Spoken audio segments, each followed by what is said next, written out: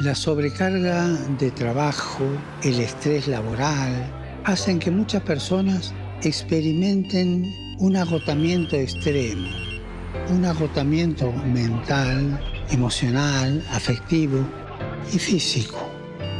De ahí la tristeza, la apatía, el cansancio espiritual terminan por dominar la vida de las personas que se ven desbordados por el ritmo de la vida actual.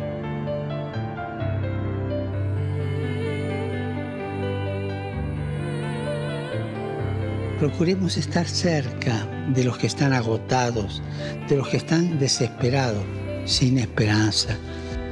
Muchas veces escuchando simplemente en silencio, porque no podemos ir a decirle a una persona, no, la vida no es así, escúchame, yo te doy la receta. No hay receta.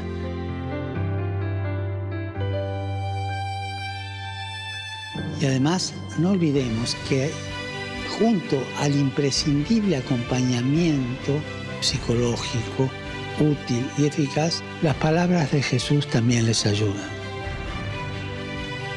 Me viene a la mente y al corazón, venid a mí, todos los que estáis fatigados y sobrecargados, y yo os daré descanso.